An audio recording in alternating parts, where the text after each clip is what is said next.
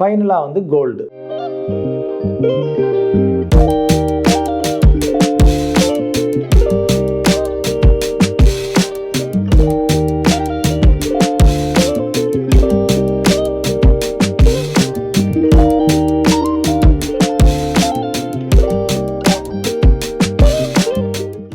ரைட்ஸுங்கிறது வந்து நம்ம வந்து இப்போ கோல்டு சொல்கிறோம் இல்லையா, பேப்பர் கோல்டுங்கிற மாதிரி, அது paper real estate, very valid in India, legal. வணக்கம், Chokkalingam Palaniappan, director Birla private limited. Major asset classes என்னென்ன அப்படின்னு வந்து பார்த்திங்கன்னா, முதலீட்டுக்கு 4 அசட் கிளாஸஸ் மேஜராக.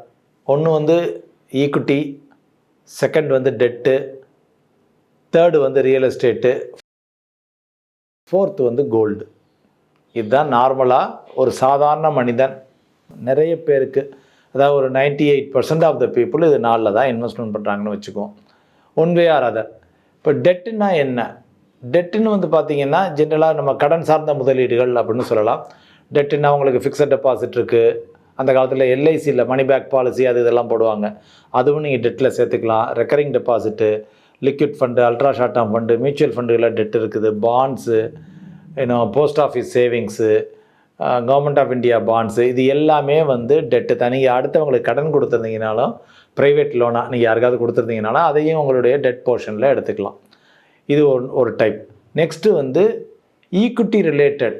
ஈக்விட்டி ரிலேட்டடில் என்னென்னா மேஜராக வந்து பார்த்திங்கன்னா மியூச்சுவல் ஃபண்ட்ஸு, அதுக்கப்புறம் ஈக்விட்டி மியூச்சுவல் ஃபண்ட்ஸு, ஸ்டாக்ஸு, டைரெக்டாகவே நேரடியாக நம்ம பங்கு வாங்கி வச்சுக்கிறோம்ல அது. அதர் தேன் தட் உங்களுக்கு பிஎம்எஸ் இருக்குது, ப்ரைவேட் ஈக்விட்டி இருக்குது, ஓன் பிஸ்னஸ்ஸு, இது எல்லாமே வந்து ஈக்விட்டி தான், equity related asset class. Third real estate. நம்ம இருக்கிற வீடு, plot, flat, REITs, REITS, REITs, real estate investment ட்ரஸ்ட்னு சொல்லுவோம்.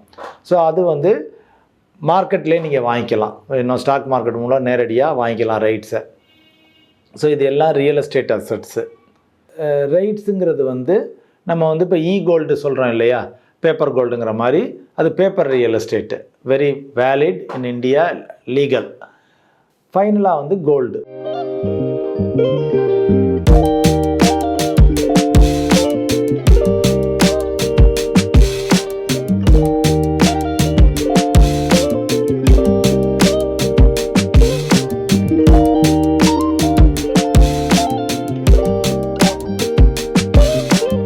ஸோ இப்போ கோல்டு நீங்கள் ஃபிசிக்கல் கோல்டு வாங்கிக்கலாம், ஆர்னமெண்டல் கோல்டு வாங்கலாம், இல்லை மியூச்சுவல் ஃபண்டுகளில் கோல்டு ஃபண்டு இருக்குது, ETF இருக்குது, சில்வர் ஃபண்டு இருக்குது, சில்வர் ETF இருக்குது, இது எல்லாமே இருக்குது. ஸோ இப்போ இது எல்லாத்தையும் இந்த 4லையும் மிக்ஸ் பண்ணி இன்வெஸ்ட்மெண்ட் பண்ணி வச்சுக்கிறது வந்து இன் ஜென்ரலாக நல்லது. இப்போ ரியல் எஸ்டேட்னு எடுத்துக்கிட்டிங்கன்னா நிறைய பேருக்கு வந்து சாதாரண மக்களுக்கு வந்து ஒரு வீடு வாங்குறதே பெரிய முதலீடாக மாறிடுது. அதனால் சாதாரண மக்கள் அந்த ஒரு வீட்டுக்கு மேலே போய் முதலீடு செய்ய வேண்டாம் அப்படிங்கிறது என்னுடைய தனிப்பட்ட கருத்து.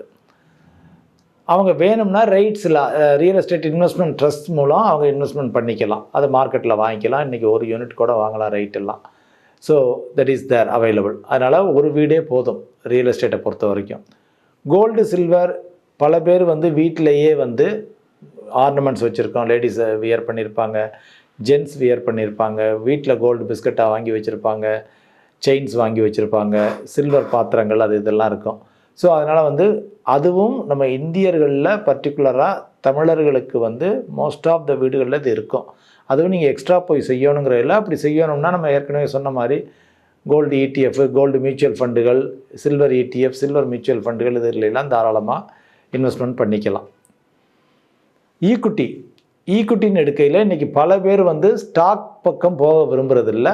அவங்க வந்து ஈக்விட்டி மியூச்சுவல் ஃபண்டுகளில் தான் முதலீடு பண்ணுறாங்க. அதுவும் SIP மூலம் தான் இன்றைக்கி பல கோடி மக்கள் முதலீடு பண்ணுறாங்க.